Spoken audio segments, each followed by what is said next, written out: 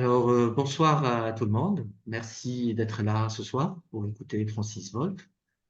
Comme on dit en arabe, Rani An Tarif, c'est-à-dire on n'a pas besoin de me présenter. Francis Wolff est tellement connu. Il a animé un séminaire de philosophie que moi-même, quand j'étais étudiant à Paris, euh, j'ai suivi, etc. Même depuis mon retour de Tunisie, etc. J'essaie de suivre ces séminaires, les lundis de la philosophie. Et bien sûr, c'est un grand séminaire de philosophie, parce que non seulement par la qualité des conférences des invités, mais parce que par la discussion. Je me souviendrai toujours de Francis détailler de façon pointue toute la discussion, et c'est vraiment, j'ai beaucoup appris. Donc, j'ai le plaisir de coordonner ou d'animer cette conférence de Francis Wolff ce soir, qui porte le titre Le passé existe-t-il? Donc, c'est une question très intéressante et je laisse Francis, je lui donne la parole pendant 50 minutes, une heure, et on aura l'occasion de discuter avec lui, de lui poser quelques questions. Voilà, merci. Merci, merci Andy de me donner l'occasion de parler à un autre public. En fait, ce séminaire dont vous parliez à l'instant a été suspendu par l'épidémie de Covid et il n'a pas repris depuis, mais il s'est maintenu en effet à l'École normale supérieure depuis 2004 jusqu'à 2022. Et donc, voilà, maintenant, je n'ai plus l'occasion de participer à mon propre séminaire. Je suis content de participer à celui des autres. Alors, je le disais à l'instant, off the record, comme on dit, j'ai proposé ce sujet qui est un peu abstrait, un peu abrupt, parce que c'est un sujet qui m'a tenu à cœur ces dernières années. J'ai publié en effet, c'est mon dernier livre, publié là encore chez Fayard, qui s'appelle Le temps du monde, et dans lequel il y a un chapitre qui s'appelle Temps et existence, et dans lequel je traite cette question, entre autres, de l'existence du passé. Alors, bien sûr, l'existence du passé, du futur et du présent, mais c'est surtout la question du passé qui est intéressante. Alors, je précise tout de suite que euh, je parle du temps lui-même. Qui m'intéresse, c'est la question du temps, qui est une question à la fois physique et métaphysique. C'est une question constante dans l'histoire de la philosophie. Je ne parle pas du temps et ni même du passé pour nous les êtres humains, pour nous les hommes. Le passé est évidemment essentiel à l'existence humaine, non seulement il est essentiel, mais je dirais même que l'existence du passé structure en permanence notre existence et notre existence présente. Le passé, c'est le souvenir, le passé, c'est l'histoire, le passé, c'est la mémoire individuelle, mais c'est aussi la mémoire sociale, la mémoire humaine, sans lesquelles il n'y aurait pas de société, il n'y aurait pas d'identité personnelle ou sociale. Car au fond, qu'est-ce que l'identité? C'est la permanence de ce qu'on est lié à la conscience de ce qu'on a été. Autrement dit, a été, sans l'existence du passé, il n'y aurait pas d'existence humaine digne d'humanité, que ce soit la vie individuelle ou la vie sociale. Un individu sans mémoire ne peut avoir conscience de lui-même. Une conscience est forcément conscience non seulement du présent, mais aussi du passé et un peu du futur. Une conscience instantanée, c'est la négation même de la conscience. De même, un peuple sans mémoire et sans identité. Mais ce n'est pas de ça que je veux parler, même si c'est des questions philosophiquement très intéressantes. Je ne veux pas parler ce soir de ce qu'est le passé pour l'homme, mais de ce qu'est le passé et le temps en eux-mêmes. Je me réfère pratiquement aux premières phrases du traité du temps d'Aristote, c'est-à-dire Physique 4, livre 4, chapitre 11. Dès les premières phrases, Aristote remarque qu'il semble bien que le temps n'existe pas ou à peine, car le temps est fait de passé qui n'est plus et de futur qui n'est pas encore. Quant au présent, il est lui-même fuyant, il est lui-même une limite et n'a donc qu'une existence évanescente puisqu'il se partage immédiatement entre ce qui a été et qui n'est plus et ce qui sera et qui n'est pas encore. Eh bien, c'est ce problème métaphysique qui traverse toute l'histoire de la philosophie depuis Platon et Aristote jusqu'à nos jours, même s'il est moins traité aujourd'hui parce qu'il est plutôt relégué du côté, parce que la question du temps est plutôt laissée aujourd'hui aux physiciens, on pourra y revenir. C'est cette question que je veux reprendre parce qu'elle pose d'importantes questions philosophiques, notamment autour de la notion d'existence. Alors, je commencerai en remarquant qu'au fond, nous avons deux types d'images assez banales, assez classiques, assez quotidiennes pour nous représenter le temps. Nous pouvons nous représenter le temps soit comme une flèche, soit comme un fleuve. C'est les deux images les plus courantes du temps. On peut imaginer d'abord le temps sans se figurer y être soi-même.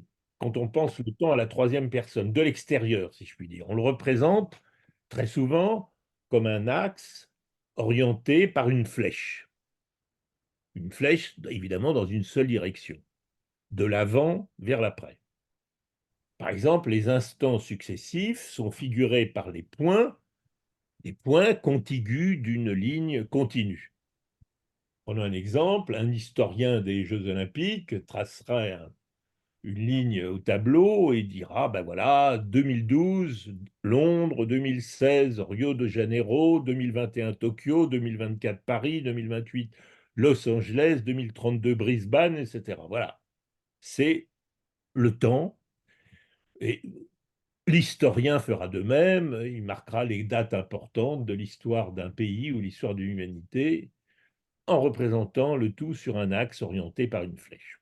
Le paléontologue de même, etc. La flèche indique évidemment la symétrie et l'apostrophe, la non-symétrie constitutive du temps.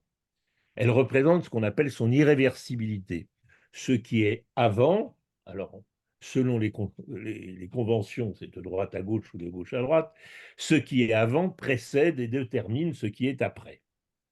Le temps, dans cette image, c'est ce qui fait que le postérieur suit l'antérieur, une flèche. Dans cette représentation du temps de l'histoire, de l'évolution ou d'un récit, les événements se suivent donc sans commencement ni fin assignable. C'est le temps du monde. Mais on peut aussi imaginer le temps sans effacer le point de vue d'où on en parle. Parce que nous sommes forcément dans le temps. Dans ce cas-là, on pense le temps à la première personne, du singulier ou du pluriel, je, nous. On se le représente alors comme un fleuve. C'est aussi une image très très courante, le temps fleuve. Un fleuve dans lequel nous sommes immergés, nous qui partageons le monde commun et qui vivons dans le même temps. Nous sommes au monde, plongés dans le fleuve du temps. Nous disons que le temps passe et alors nous regardons l'amont du fleuve qui coule vers l'aval. Nous pensons par exemple que l'année 2024, qui naguère était devant nous, future, est aujourd'hui là où nous sommes, présent, et deviendra bientôt du passé. Nous affirmons des choses comme la pomme de terre était crue, désormais elle est cuite. Ou bien, et dire que nous sommes déjà en 2024. Ou bien, il n'est pas encore 20 heures, il est 19h10. C'est une image qu'on l'on trouve très souvent dans la littérature. Je pense à un vers d'Apollinaire, l'amour s'en va comme cette eau courante. Dans cette image, c'est au fleuve dans lequel nous sommes plongés et qui coule de l'avant vers l'après que revient de figurer l'irréversibilité du temps. Alors, les deux images sont aussi courantes l'une que l'autre, le fleuve et le temps, pardon, le fleuve et la flèche. Elles sont adéquates, ces deux images, mais il y a des différences importantes. Et une des différences, j'en ai analysé plusieurs de ces différences, mais une différence tient d'abord au vocabulaire requis par ces deux images et à la logique sur laquelle elles reposent. Pour se représenter ou pour se repérer sur la flèche du temps, on recourt à des datations absolues sur un calendrier 2004, 2012, 2024, 2032, et on indique la situation ou la relation objective des événements les uns par rapport aux autres, avant, après, puis, antérieurement, postérieurement, simultanément. Dans le fleuve, au contraire, on utilise des datations relatives à la situation personnelle ou pardon, la situation temporelle dans laquelle de celui qui en parle. On dit présent, on est face à ce qui va se passer, le futur, et le passé est derrière nous. Présent, passé, futur. On dit des choses du genre il y a 2 heures ou dans 2 heures. On dit maintenant, désormais, déjà, encore. On utilise les temps des verbes. Le fleuve indique la relation des événements avec le moment dont on parle. Ils sont présents, passés ou futurs, selon qu'ils sont simultanés, antérieurs ou postérieurs au moment où on en parle ou au moment où on les pense. Or, ces deux images me semblent renvoyer à deux concepts tout à fait différents du temps, que j'appelle respectivement l'ordre, qui correspond à la flèche, et le devenir, qui correspond au fleuve. L'image du fleuve renvoie nécessairement à une expérience essentiellement présente du temps et du monde. Car l'expérience que nous faisons du monde et du temps est marquée par le fait que ce qui arrive arrive toujours au présent de notre expérience.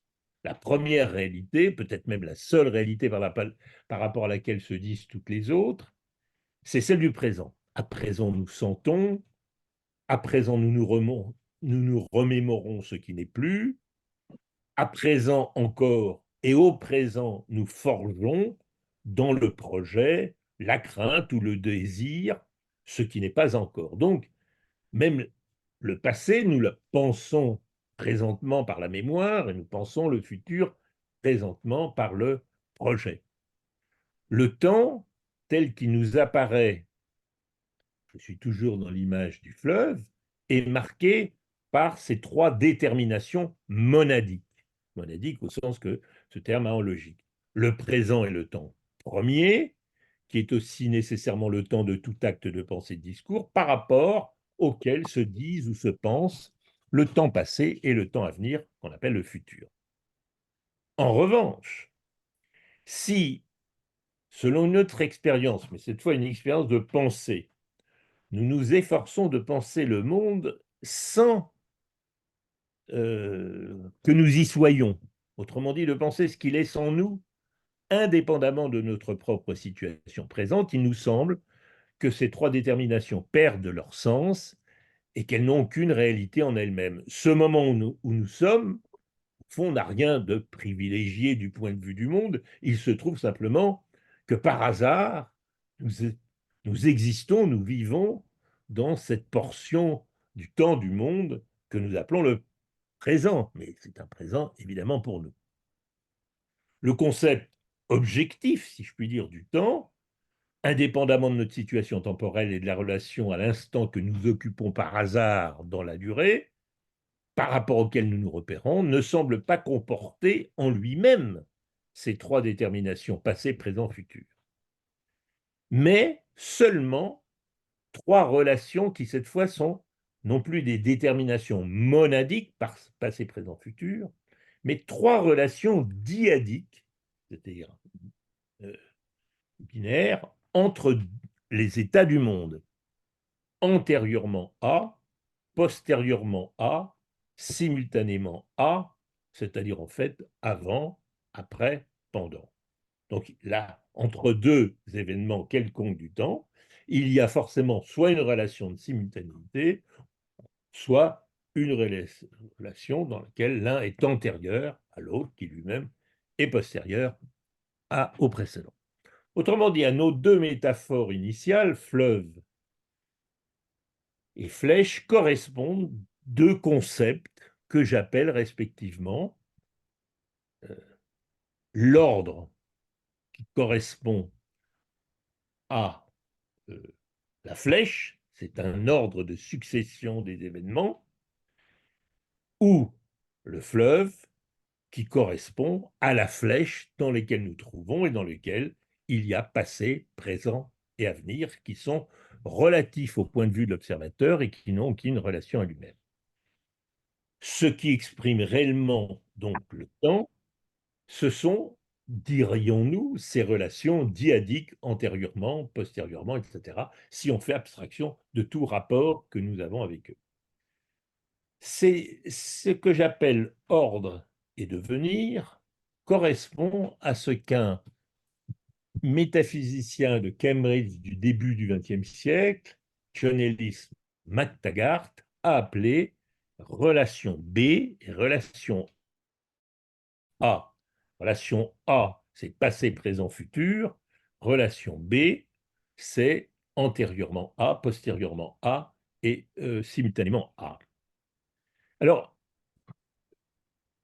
donc d'un côté, ce que j'appelle l'ordre, relation B, d'un autre côté, devenir, relation A, ou si vous préférez, soyons encore plus clairs, la flèche, c'est un ordre d'événements, une relation entre événements, et c'est les relations B antérieures, postérieures, simultanées. Le fleuve, c'est une relation à la position que nous occupons, et c'est présent, passé, futur. Alors, que j'appelle le devenir. En fait, ces deux concepts de temps sont très différents l'un de l'autre, et on peut dire qu'on pourrait à peu près classer tous les philosophes de l'histoire de la philosophie jusqu'à nos jours en deux catégories, ceux qui ont analysé le temps en termes d'ordre et ceux qui ont analysé le temps en termes de devenir. D'un côté, on peut appeler les philosophes du concept, d'Aristote à Carnap, en passant par Leibniz, Kant, Russell, ainsi que presque tous les physiciens pour qui le temps peut être pensé comme un ordre irréversible et pour qui les déterminations temporelles monadiques, passé, présent, futur, doivent être réduites Il a quitté logiquement, la réunion. doivent être réduites logiquement et physiquement à des relations entre événements. Et du côté du devenir, on mettra plutôt les philosophes de la conscience qui recourent à ces notions présent, passé, futur, qu'on trouve chez Saint-Augustin, qu'on trouve chez Merleau-Ponty au XXe siècle, en passant par Bergson, Husserl, et pour qui les déterminations temporelles, présent, passé et futur, sont irréversibles. Alors, une fois que ces précisions conceptuelles données, je vais passer maintenant à ma question, le passé existe-t-il? En fait, la question est équivoque. Selon qu'on parle du temps ordre ou du temps devenir. Et même ainsi, les choses ne sont pas si simples. Car quand je pose la question, le passé existe-t-il, est-ce que je veux parler du passé, j'allais dire de la notion de passé, ou est-ce que je veux parler des événements passés? Plus précisément, est-ce qu'on veut parler de la structure temporelle, passé, présent, futur, selon le devenir, ou est-ce qu'on veut parler des entités temporelles, notamment les événements? Par exemple, la mort de Socrate, le Big Bang, voilà, des événements passés. Alors, commençons par examiner le temps devenir, c'est-à-dire celui qui pense le temps à partir de passé, présent, futur. Dans cette hypothèse, on dira le passé existe, mais non les événements passés. C'est ce qu'on peut appeler la conception A. J'appellerais la conception A. Dans cette conception, le monde change sans cesse, nous sommes dans le fleuve du temps, le temps est caractérisé par les déterminations absolues que j'ai données, le passé, le présent, le futur. Vous allez dire donc le passé existe. Oui, c'est un des trois repères essentiels du passage du temps, du mouvement du monde. Le passé est antérieur au présent et le futur est postérieur. Mais dans cette conception, les événements passés, c'est-à-dire ce qui est passé, n'existe pas, n'existe plus.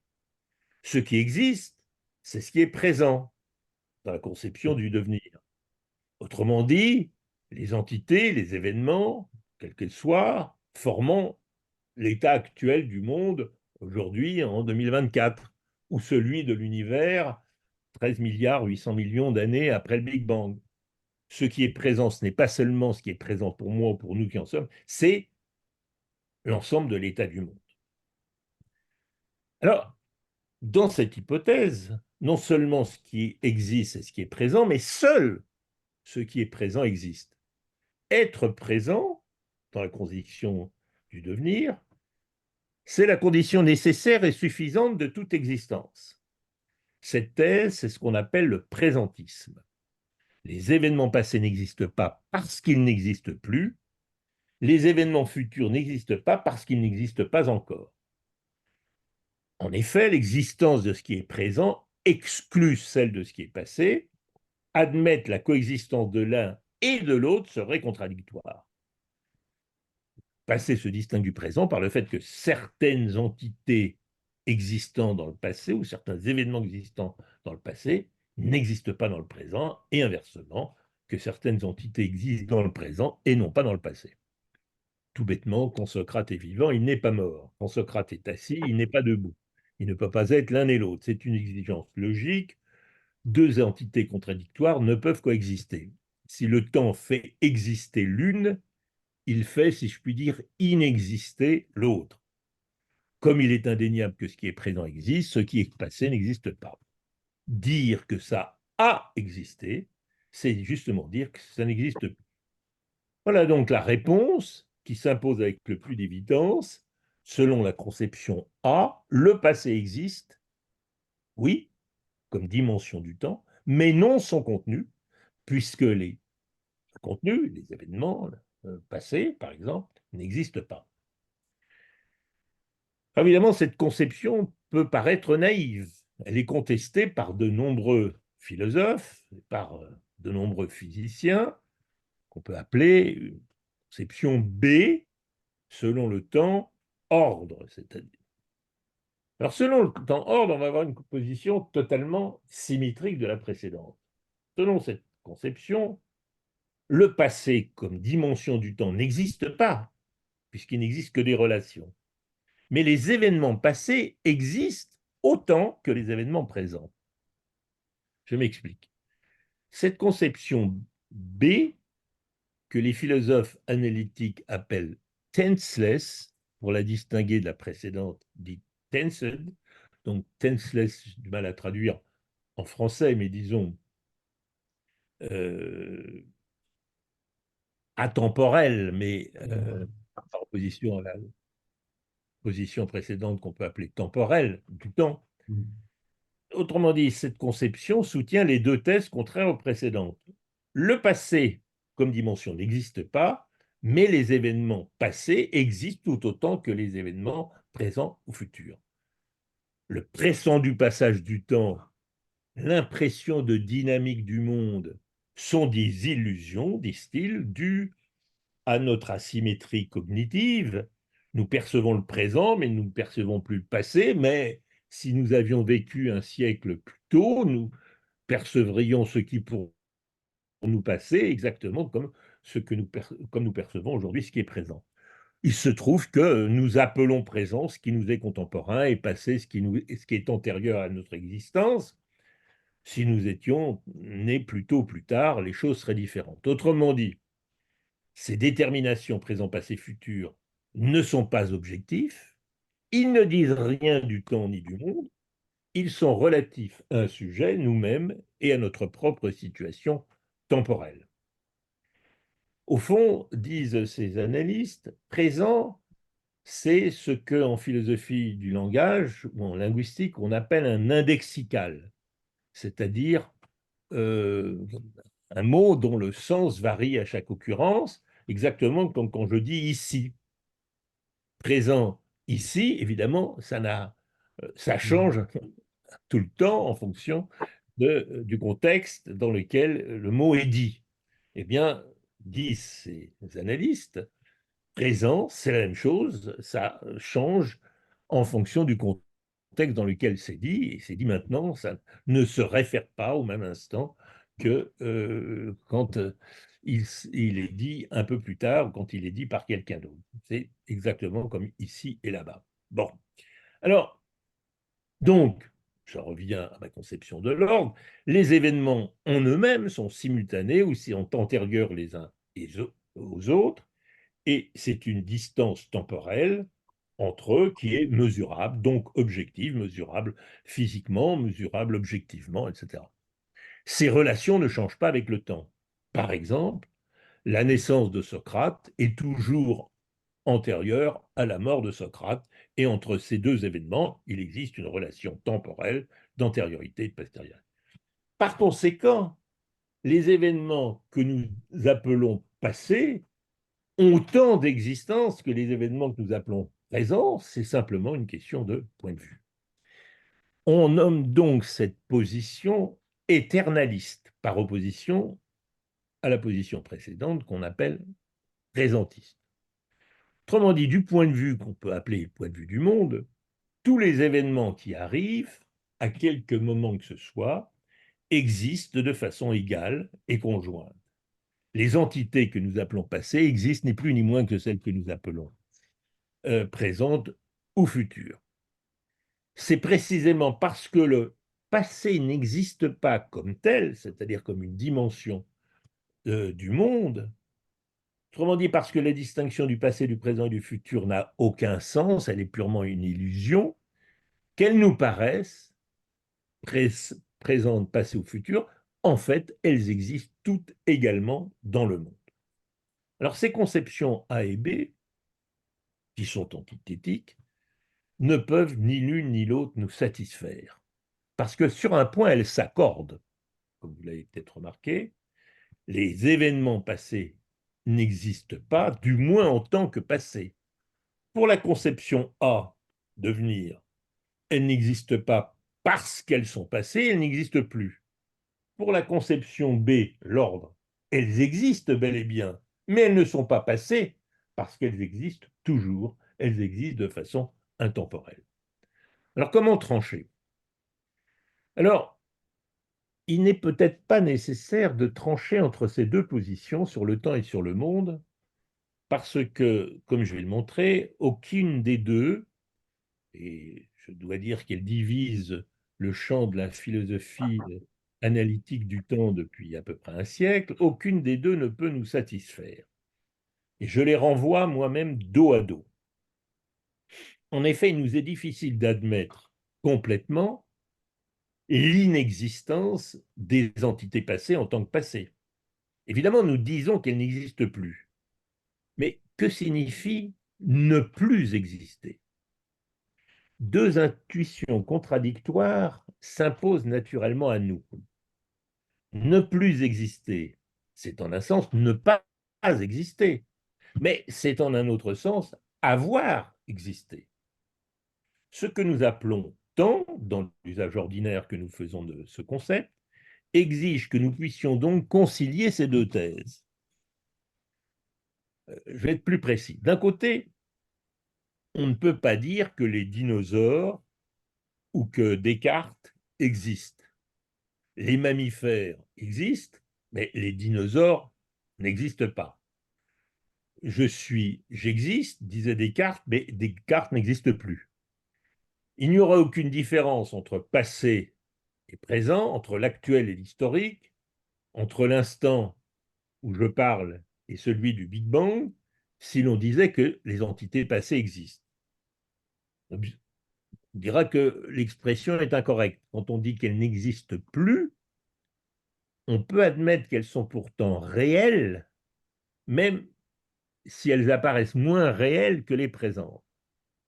Mais cette substitution du concept de réalité à celui d'existence serait inappropriée, car la distinction entre entité passée et présente n'est pas une question de degré de réalité. Ce n'est pas une question de plus et de moins.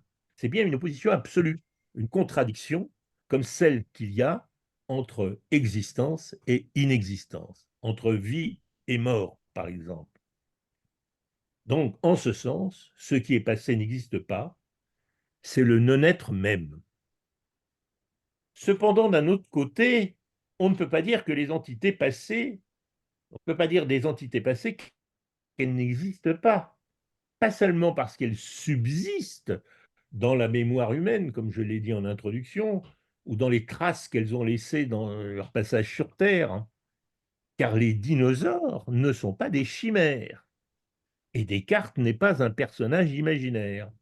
Les entités passées existent, les fictives, les entités fictives, non.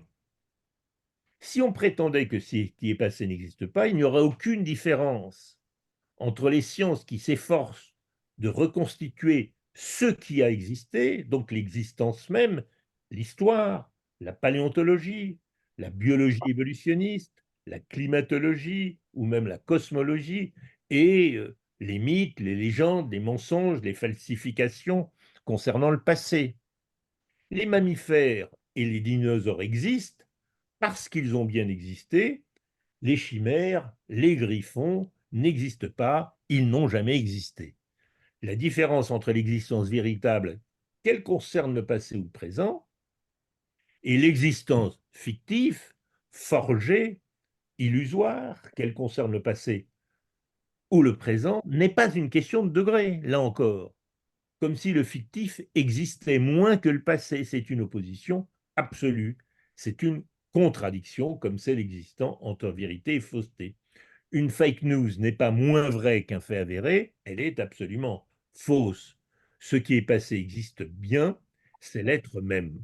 Alors comment expliquer ces deux intuitions opposées concernant l'existence du passé? Le vrai problème n'est pas de savoir si les événements passés ou les entités passées existent ou non, c'est de comprendre l'égale évidence avec laquelle les deux réponses opposées s'imposent naturellement. Nous voulons à la fois pouvoir dire et penser que ce qui est passé existe, par opposition à ce qui est inventé, ce qui est fictif, ce qui est illusoire, et qu'il n'existe pas, par opposition à ce qui est présent. Les deux positions semblent opposées, et pourtant elles sont forcément compatibles dans l'idée même de passé. L'usage naturel que nous faisons de ce concept implique nécessairement l'une et l'autre, sans contradiction, car se référer à ce qui est passé, c'est invoquer ce qui n'est plus et convoquer ce qui a bien été. Ne plus exister a deux sens, ça signifie à la fois ne pas exister et avoir existé. Nous ne pouvons renoncer ni à l'un ni à l'autre. Cette double évidence ne peut pas provenir du fait que nous hésitons entre deux conceptions incompatibles du temps, entre A et B. Elle doit provenir du fait que nous acceptons spontanément deux conceptions compatibles de l'existence, aussi évidentes l'une que l'autre. Alors, c'est ça maintenant mon problème. Comment le concept d'existence, concept binaire par existence, par excellence, pardon, X existe ou n'existe pas, comment permet-il une telle dichotomie avec une telle évidence? Quel concept de temps qui ne soit ni A ni B est par là impliqué? Il faut, pour répondre à cette question, faire un détour et laisser provisoirement la question du temps pour poser la question de l'existence.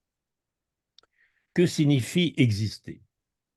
Alors, question un peu abrupte, je le reconnais, mais j'ai essayé de la traiter de façon assez rapide. Une thèse classique voulait que l'existence soit une propriété de certaines entités. Existant qualifierait certaines entités pour les distinguer de celles qui sont inexistantes. Par exemple, parce qu'elles sont imaginaires. Cette oasis là-bas existe, elle n'est pas un mirage. La même oasis aurait donc la propriété d'être soit existante, soit inexistante. Dans ce cas-là, l'ontologie obéit à la grammaire, l'existence est attribuée à l'entité comme le prédicat est attribué au sujet. L'existence est une propriété des choses, comme la vie est une propriété de l'être vivant. Elles peuvent l'avoir, l'existence, par exemple un homme tant qu'il est vivant, ou ne pas l'avoir, par exemple un homme quand il est mort. Cette conception de l'existence comme d'une propriété est à l'origine d'une preuve célèbre de l'existence de Dieu, qu'on appelle la preuve ontologique, dont il existe diverses versions, Anselme de Cantorbéry, Descartes, Leibniz notamment, et dont la structure est plus ou moins celle-ci. Dieu est par définition un être possédant toutes les perfections. Or, un être qui ne posséderait pas l'existence serait moins parfait qu'un être possédant l'existence. Donc, Dieu existe nécessairement. Voilà une preuve ontologique qui a comme fondement, preuve ontologique de l'existence de Dieu, l'idée que l'existence est une propriété de certains êtres et qui est éminemment celle de Dieu. Alors, cet argument, par les modernes, examiné par les modernes, en tout cas depuis Hume et Kant, est considéré généralement comme un sophisme. Pourquoi? Ben, Kant l'a réfuté en suggérant une nouvelle conception de l'existence qui a été reprise par les philosophes et les logiciens modernes. L'existence, montre-t-il, n'est pas une propriété des entités existantes. Quand on dit, alors, le Père Noël existe, pour prendre un exemple de personnage imaginaire, on croit parler du Père Noël et dire qu'il a la propriété d'exister parce que cette phrase est construite selon le modèle linguistique sujet-prédicat. Comme on dit, le Père Noël est généreux. Bon, dans cette phrase, le prédicat généreux ajoute à tout ce qu'on sait du Père Noël l'information qu'il a la propriété, la qualité d'être généreux. Mais il ne peut pas en aller de même de l'existence, dit Kant, car, dit-il, quand on dit d'une chose qu'elle n'existe pas, on ne dit pas qu'elle a une propriété en moins, l'existence, on dit qu'elle n'a aucune propriété. Si Dieu n'existe pas, il n'est pas moins parfait. Affirmer qu'il existe, c'est poser que l'ensemble des propriétés qui le définissent, Dieu, l'éternité, la toute-puissance, la bonté, sont réalisées en un être qu'on va appeler Dieu. Au contraire des apparences grammaticales, dit Kant, exister n'est donc pas dit logiquement de Dieu lui-même, mais de son concept. Dieu existe signifie en effet que le concept de Dieu, c'est-à-dire l'ensemble des propriétés qu'on attribue à Dieu, est réalisé. Par suite, ce qui différencie l'existence d'un homme, d'un nombre ou de Dieu n'est pas qu'ils existent différemment, c'est qu'ils sont différents, autrement dit que leur concept est différent. Alors, le fondateur de la logique moderne, Frege, Gottlob Frege, a analysé le concept d'existence à la manière de Kant. L'existence est, montre-t-il, comme le nombre. Quand je dis les 9 planètes du système solaire, 9 ne qualifie pas les planètes elles-mêmes, qui auraient la propriété d'être 9, mais le concept être planète du système solaire, qui serait réalisé, on dit plutôt instancié, en 9 entités qui sont les 9 planètes. Ce concept est instancié dans le monde, mais il est lui-même indépendant de son instanciation. On peut en effet dresser la liste de toutes les propriétés attribuées à ce corps, la planète, corps céleste, orbitant autour de la Terre, maintenu en équilibre hydrostatique, sans savoir s'il est ou non existant, et encore moins le nombre de fois où il est instancié. C'est pour ça que Frege dit que l'existence est comme la négation du nombre zéro. Elle n'est pas une propriété, dit Frege, de premier ordre de l'entité, elle n'est pas une propriété de l'entité elle-même, planète ou Dieu, comme par exemple Céleste, mais une propriété de deuxième ordre, c'est-à-dire une propriété de ses propriétés, la propriété qu'elle soit réalisée dans le monde par des entités qu'on appelle planètes. Autrement dit, ce n'est pas l'analyse du concept qui permet de savoir si elle existe, mais l'examen de l'état des choses. Une entité a des propriétés, son concept en a d'autres, parmi lesquelles l'existence. Et on ne peut pas inférer, on ne peut pas déduire à partir des propriétés qui définissent l'entité, c'est-à-dire de son concept, les propriétés de son concept, ni donc l'existence de son entité. Alors, on peut appeler moderne cette conception de l'existence qui remonte à Kant et qui est reprise par les logiciens contemporains. C'est ça qui permet à Frege et à la logique moderne d'introduire l'idée de quantificateur. Quand on dit il existe des nombres premiers supérieurs à 5, on va mettre le quantificateur existentiel, il existe x tel que p de x. De la même façon, les logiciens peuvent analyser Socrate existe de la façon suivante, il existe z tel que r de z, il existe un être qui a toutes les propriétés qu'on attribue à Socrate, être un homme, être athénien du 5e siècle, être le maître de Platon, être le disciple être le maître de Platon, être le maître d'Antisthène, avoir été condamné à boire la ciguë, etc. Cette conception d'existence est aujourd'hui admise, pourtant elle se heurte à une énorme difficulté qui est précisément celle des êtres temporels. Curieusement, cette conception kantienne ou frégéenne de l'existence s'applique essentiellement aux êtres intemporels, comme Dieu ou les entités mathématiques. Mais dès lors qu'on parle d'êtres temporels, des événements ou de substances qui existent dans le temps, qui n'existent plus, eh bien, ça ne marche plus. Que peut signifier être instancié pour le concept d'un être temporel? Contrairement à ce qu'affirment certains logiciens, Socrate existe ne peut pas signifier il existe un être et un seul à qui conviennent l'ensemble des propriétés qui sont attribuées à Socrate, car est-ce que cela signifie qu'il a bien existé, c'est-à-dire qu'il n'est pas un personnage inventé par Platon, par exemple, ou qu'il est actuellement vivant, c'est-à-dire qu'il est présentement dans le monde? Il y a là une ambiguïté sémantique inévitable de exister si on le considère purement comme un quantificateur. Plus généralement, l'expression il y a, qui paraît référer à ce qui est présent, est ambiguë. Dire, dire en vérité, il y a des rhinocéros blancs, ne permet pas de savoir si cette espèce d'animal a disparu ou non du monde.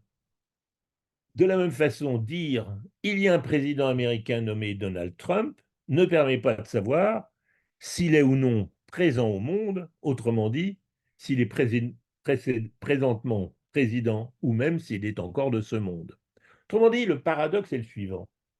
La conception selon laquelle l'existence d'une entité est l'instanciation de son concept dans le monde ne vaut que pour des entités qui n'existent pas dans le monde, en tout cas pas dans le monde temporel. Elles n'ont pas d'existence empirique, elles existent hors de l'espace et du temps, elles sont éternelles. Alors, de là, je dirais qu'on peut définir deux conséquences qui contredisent la conception moderne de l'existence, la conception Kant-Frege, la conception du quantificateur. La première est qu'il y a différents modes d'existence selon le type d'entité. Pour les entités intemporelles, Dieu, les idées universelles, les vérités, les nombres, eh bien, le quantificateur est tout à fait valide. Exemple, le nombre simple, voilà. il existe un nombre entier entre 4 et 6. Il n'existe pas de plus grand nombre entier. Voilà des phrases qui peuvent être pensées euh, dans lequel l'existence peut être pensée comme quantificateur. Deuxièmement, une entité intemporelle existe ou elle n'existe pas. Si elle existe nécessairement et ne peut pas ne pas exister. Si elle n'existe pas, il est impossible qu'elle existe. Ce mode d'existence des entités intemporelles, je le note E0, existence 0. E, indice 0. L'existence de Dieu, l'existence du nombre 5, etc. Mais les entités temporelles ont un autre mode d'existence. Elles n'existent pas conceptuellement, mais empiriquement. Elles existent dans le monde, donc dans le temps du monde. Elles n'existent pas nécessairement. Une même entité peut exister ou ne pas exister. Socrate est possiblement vivant ou mort, mais comme les dinosaures ou comme les rhinocéros blancs. La deuxième conséquence, c'est que que l'existence des entités temporelles ne peut pas être posée par un quantificateur invariable. Alors que exister n'a qu'un seul sens pour les entités intemporelles, que j'appelle E0, exister a deux sens pour les entités temporelles. Exister réellement, c'est-à-dire exister dans le monde, que, voilà, que je note E indice 1, ou exister présentement, que je nomme E2. Voilà. Dire euh, E0, E1, E2. Je ne sais pas si on voit, bon, c'est tout bête. E0, existence temporelle, intemporelle. E1, exister dans le monde à quelque moment que ce soit. E2, exister présentement. Alors,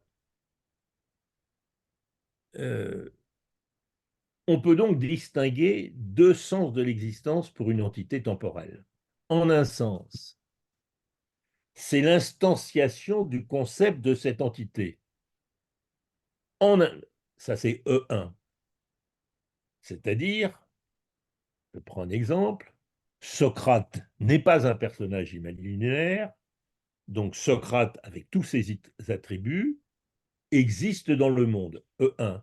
Son concept, le concept de Socrate, est instancié. Mais ça ne veut pas dire qu'il existe maintenant. Ça veut dire simplement qu'il n'est pas un personnage fictif comme le Père Noël. Alors, qu'est-ce que c'est que maintenant qu'exister présentement? Eh bien, c'est exister non seulement au sens où le concept est instancié, mais au sens où l'instanciation de ce concept est elle-même instanciée. C'est pour ça que j'appelle ça E2. L'existence est une position absolue de la chose, disait Kant. L'existence présente est la position absolue de l'existence réelle, mais celle-ci est indépendante de la précédente. Tout ce qu'on peut déduire, vous vous souvenez que tout ce qu'on peut déduire du concept d'une entité intemporelle comme Dieu, c'est-à-dire de l'ensemble de ses propriétés, c'est la possibilité de son existence, E0. De même, tout ce qu'on peut dire d'une entité temporelle réelle, comme Socrate, c'est qu'elle est possiblement présente. Dans les entités temporelles, on peut donc distinguer trois degrés d'être. Elles sont possibles si leur concept, c'est-à-dire l'ensemble de leurs propriétés, n'implique pas de contradiction. Elles peuvent être réelles. Elles sont réelles si leur concept est temporellement instancié. Elles sont présentes si l'instanciation de leur concept, c'est-à-dire leur réalité, est instanciée dans le monde. Dans le monde, quel monde? Le monde en soi, la conception A, ou le monde pour nous, selon la conception B. Donc, notre manière de penser le monde empirique nécessite deux concepts d'existence. Ce qui est passé existe, E1, réellement, ça a bien été, mais ce qui est passé n'existe pas présentement, E2, ça n'est plus. Sans cette distinction, le monde nous apparaît incompréhensible ou même contradictoire. Les concepts opposés A et B ne reconnaissent qu'un concept d'existence. Les deux concepts dont je suis parti, A et B, ordre et devenir, ne reconnaissent qu'un concept d'existence, E2 et E1. Dans, dans la conception que j'ai appelée A, autrement dit le devenir, autrement dit, si vous préférez, le fleuve, il n'y a qu'un mode d'existence, l'existence présente.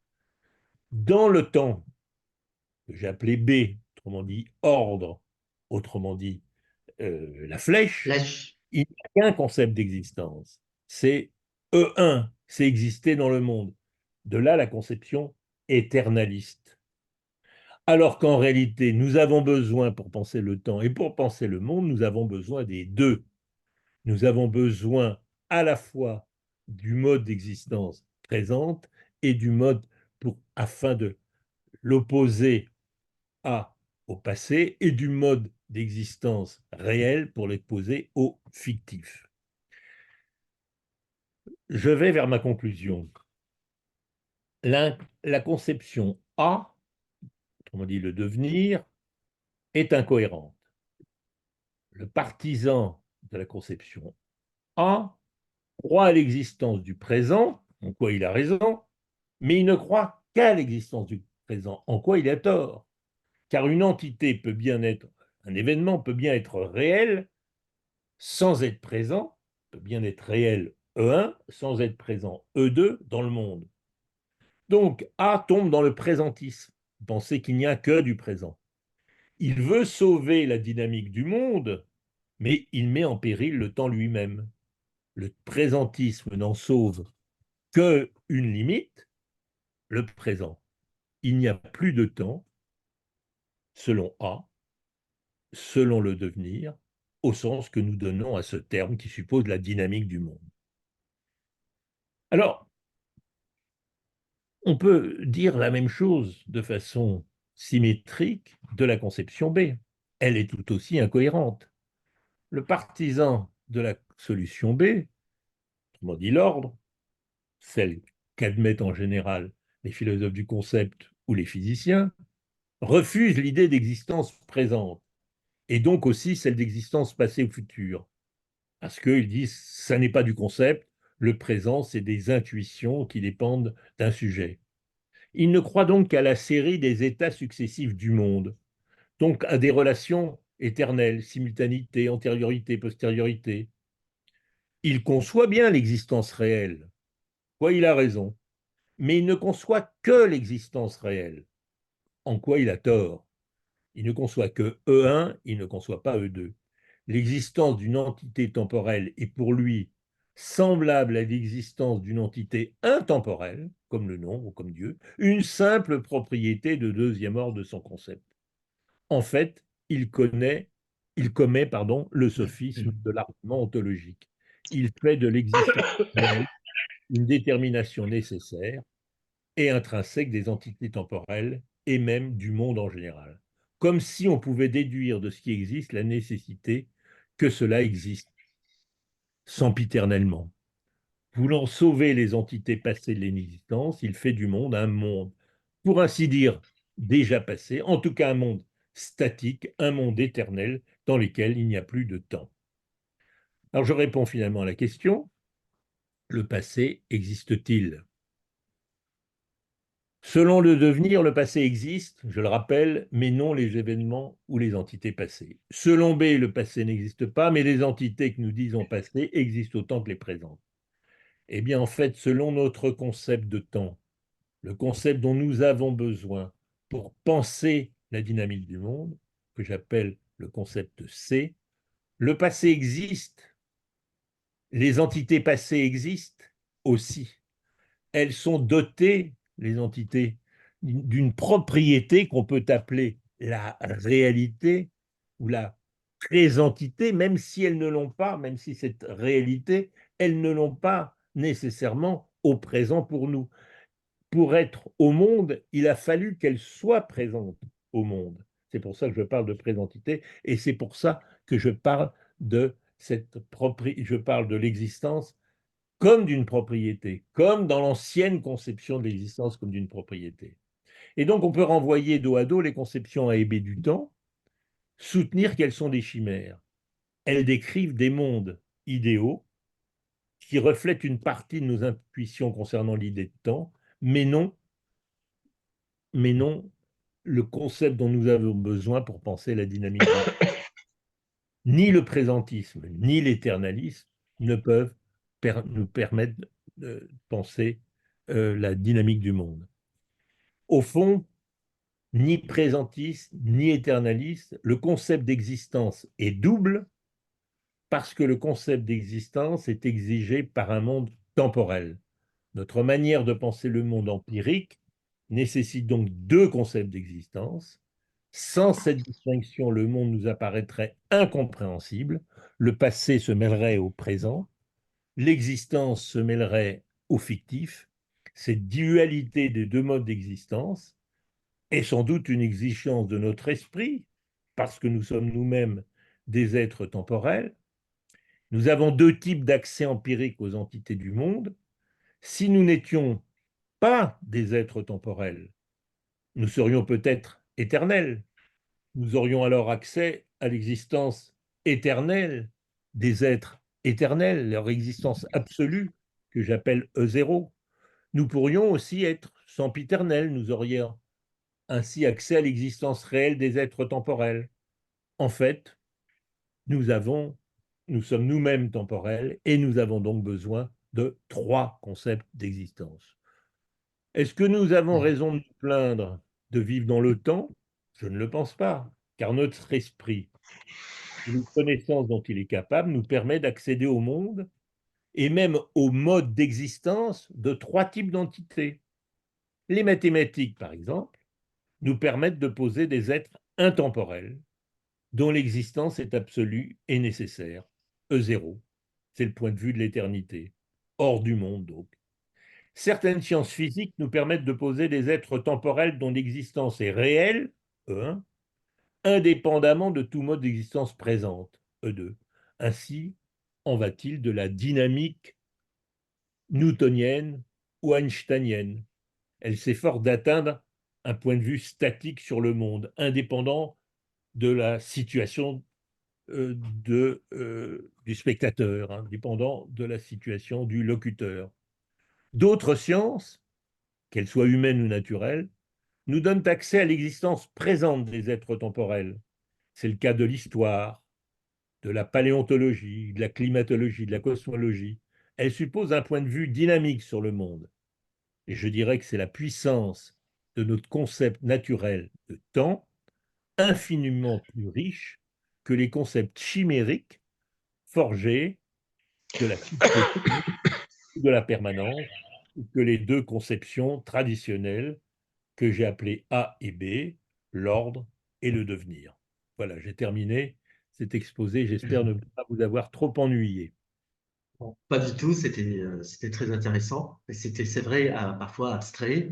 Et personnellement, je fournissais un effort mental pour suivre un peu les enchaînements ou les raisonnements, mais je pense que c'était très enrichissant pour les auditeurs. Je sais, j'ai appris beaucoup de choses. Alors, j'ai quelques questions, bien sûr, sur le fait de, comment on dit, de faire éclater le concept d'existence. Un peu, on sait très bien que, par exemple, quand on est formé à la philosophie de Quine, dans la philosophie de Quine, on dit un peu, on est un peu dans le monisme ontologique, c'est-à-dire on cherche un petit peu à la question qu'est-ce qui existe, on dit ouais, bah, tout existe. Et quand on est formé dans cette école de pensée analytique, euh, on a du mal à voir un petit peu éclater ce concept d'existence. Et puis, je me demande peut-être, au lieu de distinguer entre deux concepts d'existence, serait pas mieux de faire comme Russell, par exemple, de distinguer être et existence. Et peut-être c'est une démarche qui peut un peu ne pas mélanger les types d'objets qui existent, par exemple l'abstrait, Et les types qui sont frappés de temporalité dans leur être propre, euh, que ce soit certains objets concrets physiques, et nous-mêmes, bien sûr, en tant qu'engagés dans ce monde. Oui, je pense en effet que enfin, vous avez saisi l'essentiel de la démarche. L'essentiel de la démarche, c'est de montrer que penser sérieusement le temps remet en question le concept traditionnel d'existence et remet au fond en question euh, la suffisance que nous avons d'opposer, quand nous opposons d'un côté l'existence comme prédicat et l'existence comme quantificateur. D'un côté, au fond, euh, ce qui a dominé la philosophie analytique ou la philosophie de la logique au XXe siècle, ça a été l'idée de l'existence comme d'un quantificateur. Et au fond, c'était un outil assez extraordinaire parce qu'il nous permettait, pas, euh, au fond, de travailler essentiellement sur des calculs de prédicats et au fond euh, euh, de ne pas avoir besoin de distinguer entre ce que traditionnellement on appelait des modes d'existence. Il n'y a Mhm. pas besoin de différencier différents modes d'existence. On dira que au fond, ce qui différencie l'existence des différents êtres, c'est leur concept. Et on fait de l'existence simplement l'instanciation de ce concept. Alors j'ai tenu à introduire au-delà de l'instanciation d'un concept l'idée d'une instanciation de l'instanciation, c'est-à-dire d'un prédicat de troisième ordre. Je n'ai pas eu le temps de développer ce point que je développe beaucoup dans mon livre. Euh, L'idée que l'existence n'est pas un prédicat, mais un prédicat de deuxième ordre est le grand apport de la logique et de la théorie de Frege. Et j'ai tenu à introduire l'idée qu'il y a un prédicat d'existence de troisième ordre lorsque on se pose la question de savoir si une entité existante existe présentement ou non. C'est-à-dire, dès lors qu'on parle d'une existence, d'une entité temporelle, nous avons besoin de savoir non seulement si l'entité est instanciée dans le monde, mais si elle est instanciée dans le monde présent. Euh, Est-ce que, pour reprendre un exemple que j'ai pris avec humour, est-ce que Donald Trump existe ou est-ce que c'est un personnage de farce? Bon, eh ben, si on dit que c'est un personnage qui existe, on lui attribue l'existence dans le monde, et il n'est pas fictif. Mais à l'heure où je parle, est-ce qu'il existe? Il peut être mort. Après tout, un accident est vite arrivé. Donc, euh, je n'ai pas, avec l'existence au sens de l'instanciation du concept, je ne sais pas si l'instanciation de ce concept est elle-même instanciée dans le monde. C'est pour ça que je dis au fond, euh, ce numéro 3, ce que j'appelle E2, c'est-à-dire l'idée d'instanciation de l'instanciation du concept, c'est-à-dire de prédicat de troisième ordre, me permet de sortir de l'opposition un peu stérile entre les deux théories qui se disputent, parce que pour pouvoir dire qu'un un être existe dans le monde, il faut au fond que je le considère comme le fait qu'il a acquis une certaine propriété dès lors qu'il a été dans le monde, par exemple Socrate, eh bien il a acquis quelque chose que j'appelle la présentité, c'est-à-dire le fait qu'il il a acquis le fait d'exister dans le monde. Et ça, il l'a de façon permanente. Simplement, il n'est pas actuellement présent, ce qui me force à adopter un deuxième type de concept pour parler de l'existence. Au fond, le, le, le, le, je vais prendre un exemple que j'ai parfois pris en cours pour expliquer cela. Il y a un pour expliquer la difficulté que j'ai voulu résoudre par ces concepts.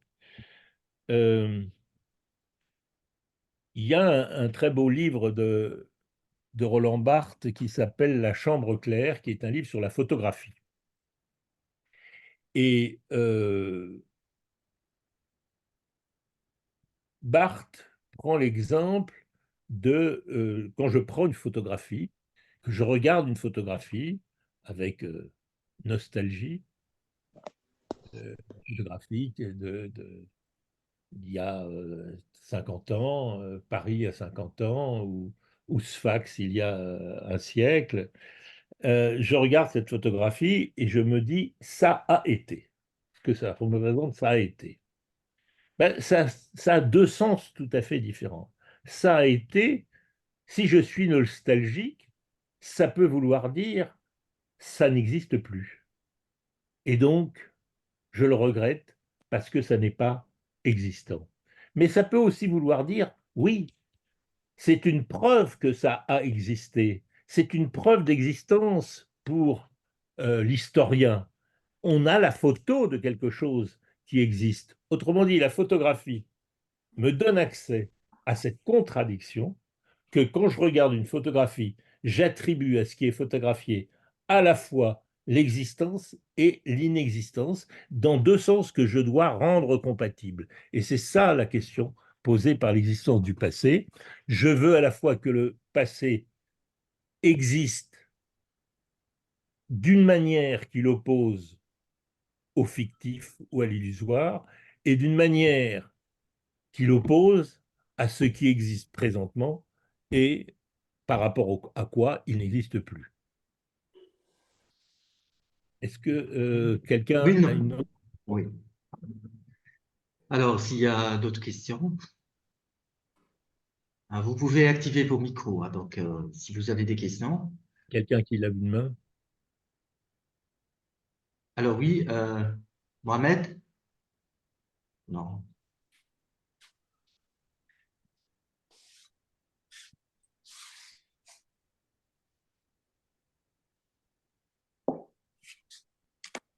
Alors oui, Jérôme, je vous en prie. Oui, Jérôme, oui, vous m'entendez, c'est bon? Oui, oui, je vous entends. Oui. parfait.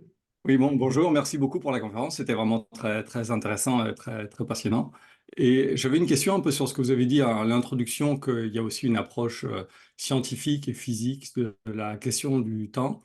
Et on connaît tous la controverse entre Bergson et Einstein et la question de savoir si la pensée de Bergson, par exemple, est compatible avec la relativité restreinte ou ce que dit du temps, la mécanique quantique, etc.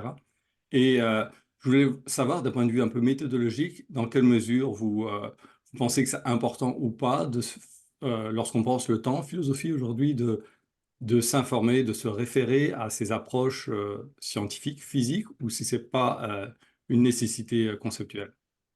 Merci. Non, c'est une très bonne question qui alimente donc, qui est à l'origine de ce livre que je remonte, mon livre sur le temps, qui s'appelle Le temps du monde, et en effet, qui part du fait que, au fond, depuis surtout le début du XXe siècle, c'est-à-dire, disons, depuis 1905, la théorie de la relativité restreinte, progressivement, les philosophes ont délaissé l'étude du temps. Parce que, euh, en fait, cet abandon s'est fait en trois temps. Je montre tout cela dans mon premier chapitre. Les philosophes se sont trouvés d'abord dépossédés du temps avec la révolution galiléenne. La première loi de la nature, la loi des chutes des corps, introduit le temps comme une variable physique. Et alors que le temps a été jusqu'à Descartes et Galilée considéré comme le sujet philosophique par excellence, dans un deuxième temps avec la gravitation universelle et dans un troisième temps avec la théorie de la relativité restreinte. Au fur et à mesure, les philosophes ont abandonné l'étude du concept de temps et ce qui s'est passé depuis le début du XXe siècle, c'est en grande partie le fait que les philosophes se sont réfugiés dans ce que j'appelle la temporalité, c'est-à-dire l'étude de la conscience du temps. Vous parliez de Bergson, et le grand tort de Bergson, c'est un secret pour personne, c'est d'avoir voulu parler du temps tel que du temps lui-même, alors que ses analyses étaient au fond des analyses sur la conscience du temps. Au contraire, tout le courant phénoménologique, Husserl jusqu'à Merleau-Ponty, Heidegger, ont consacré leurs études du temps dans tous les livres, que ce soit L'être le temps, que ce soit Husserl, leçon sur la conscience du temps, ont toujours consacré leurs études à la temporalité, c'est-à-dire le temps de la conscience. Et donc le problème auquel je m'affronte, auquel j'ai voulu m'affronter, c'est est-ce qu'il est encore possible aujourd'hui, est-ce que ça a encore un sens de parler du temps lui-même pour un philosophe, ou est-ce qu'on est condamné à dire bah, le temps lui-même, le temps réel, c'est celui dont parlent et les théoriciens de la relativité ou les théoriciens de la mécanique quantique, car ce n'est pas le même dans les deux cas. Hein, j'étudie un petit peu ça dans un chapitre. Pourquoi, euh, pourquoi la conception dans la théorie relativité et la conception dans la mécanique quantique n'ont pas la même approche du temps, en gros parce que la mécanique quantique réintroduit d'une certaine manière l'idée de temps paramètre qui est éliminée de la théorie de la relativité. La théorie de la relativité euh, considère que le temps est un des constituants du monde, d'ailleurs inséparable de l'espace. Bon. Alors, on est devant cette alternative. Soit on parle du temps réel, et dans ce cas-là, il faut faire le point sur les théories physiques, soit on ne peut plus parler de la réalité du temps, on ne peut que analyser des concepts, donc il faut parler du temps de la conscience. Alors, j'essaie de montrer qu'il y a une troisième voie, parce que je distingue le temps du monde et le temps réel. Alors ça, j'ai quelque chose dont je n'ai pas parlé du tout aujourd'hui, parce que j'ai fait uniquement une analyse conceptuelle. La physique, d'une manière générale, les sciences ont pour objet ou pour objectif de euh, euh, connaître la réalité ou les réalités et d'occuper par rapport à la réalité le point de vue qu'on peut appeler le point de vue de nulle part, c'est-à-dire d'étudier, de connaître le réel tel qu'il apparaîtrait indépendamment de toute subjectivité. Bon. Alors, en gros, ce à quoi nous donnent accès les théories physiques sur le temps, c'est quelque chose qu'ils aimeraient approcher et que parfois ils approchent, notamment à l'échelle cosmologique, c'est le temps de la relativité générale, et c'est un temps qui est réel. Ce que je dis, c'est que ça ne peut pas être le temps du monde à notre échelle. De la même façon, et donc je dis, c'est pour ça que le livre s'appelle Le temps du monde et non pas le temps réel, car nous ne vivons pas et nous ne pourrions pas vivre à l'échelle du temps cosmique. Nous ne pourrions pas vivre dans un monde dans lequel les lois de la relativité restreinte, même, ou générale a fortiori, seraient vraies, parce que nous ne pouvons pas vivre dans un monde dans lequel la simultanéité est une illusion.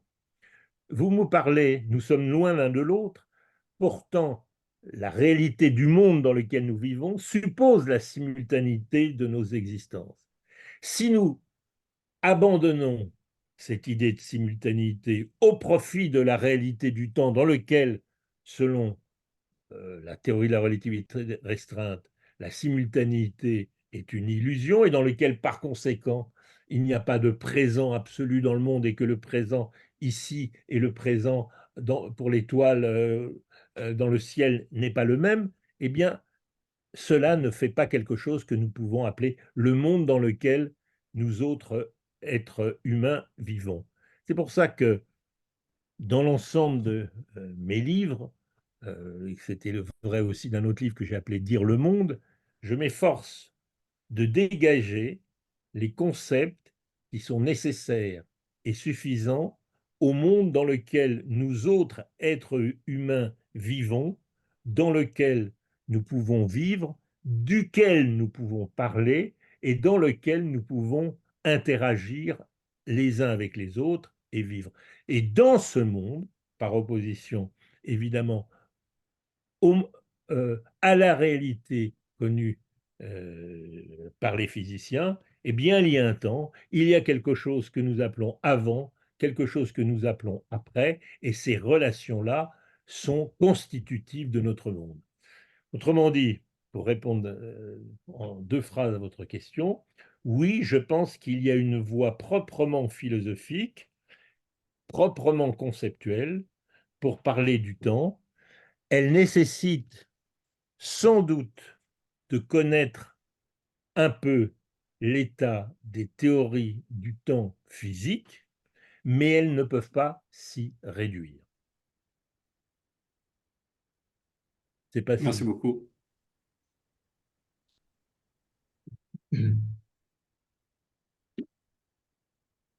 Alors, est-ce qu'il y a d'autres questions?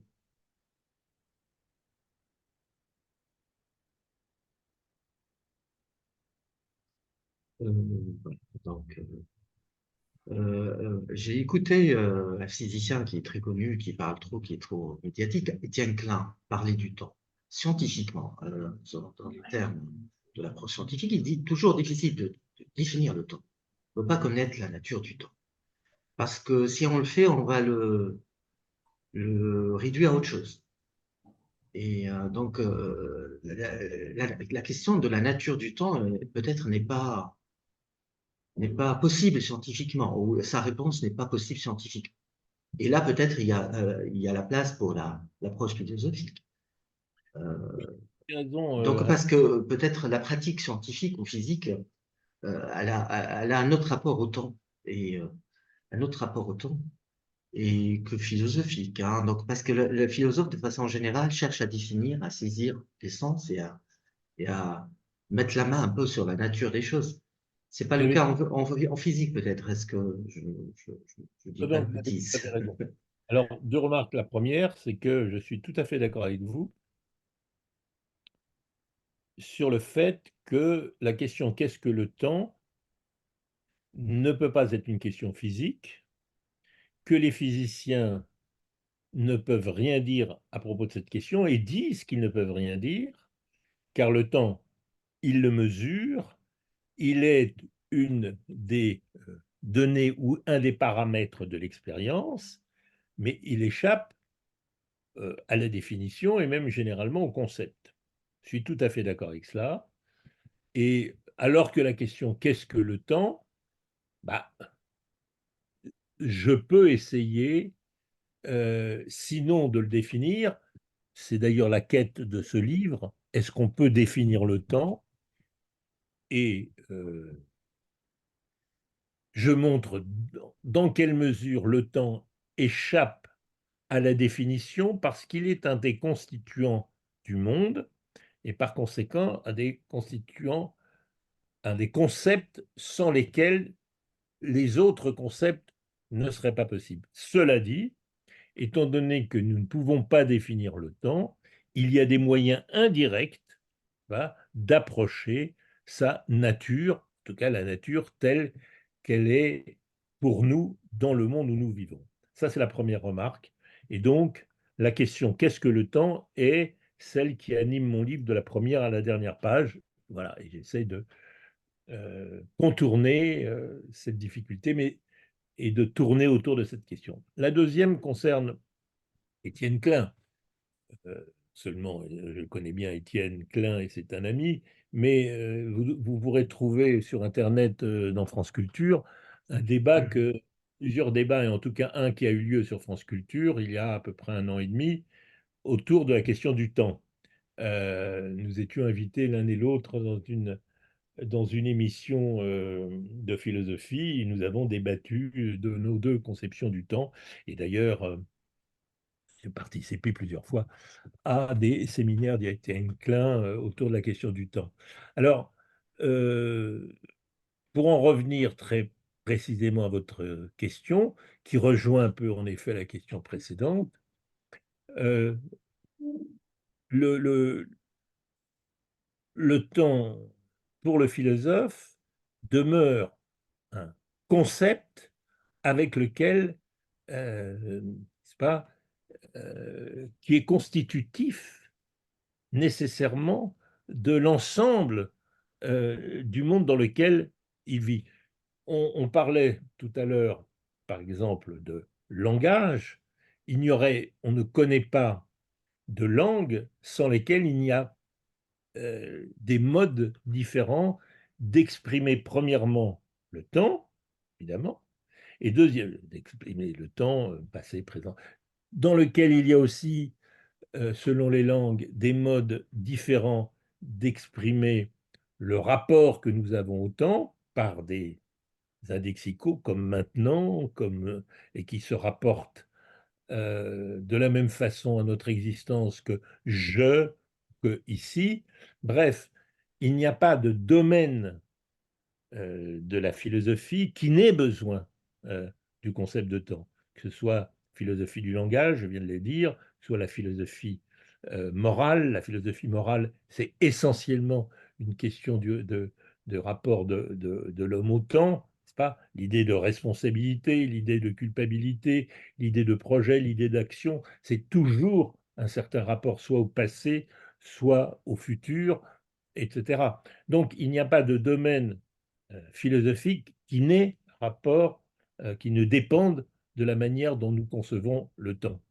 En revanche, je crois que la physique ne peut pas rencontrer le concept de temps, elle rencontre seulement le temps lui-même de façon brute parce qu'il apparaît depuis Galilée comme un des paramètres des lois de la nature qu'il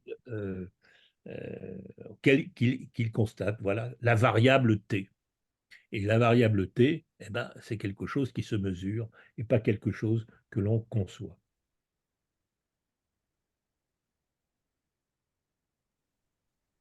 Je peux intervenir, c'est Hamdi. Ah oui, oui, oui, oui. Ah, oui, monsieur Yasmini, oui. Je voudrais Alors, poser une Yasmini, question. il a fait une thèse sur Oui. Robert Brandam à l'université de Rabat au Maroc. Donc, juste pour te présenter, D'accord. Hassan. Donc, Voilà. je voudrais tout simplement demander une précision entre l'existence effective et c'est-à-dire l'existence en acte, si nous reprenons, et l'existence possible. Est-ce qu'on peut considérer l'existence possible comme une existence, admettant que en agissant dans le présent, souvent on prend en compte de ce qui va se passer. Alors, il y a beaucoup de... Merci de cette question tout à fait passionnante et dans laquelle je ne peux pas répondre dans toutes ses dimensions. Il y a plusieurs aspects dans votre question. La première question, c'est la distinction entre existence en acte effective, existence en puissance. Alors, cette distinction remonte en effet à Aristote et a été utilisée dans toute l'histoire de la philosophie. Une des questions qu'on peut se poser sur la différence entre les deux types d'existence que j'ai distingués, c'est est-ce qu'au fond, euh, c'est la même chose que l'existence en puissance et l'existence en acte? Alors la réponse est non, pour moi, parce que ça peut concerner le rapport que nous avons au futur, mais pas l'existence, le rapport qu'il y a avec le passé. Parce que ce qui a existé en acte, et ce qui existe présentement existe aussi en acte.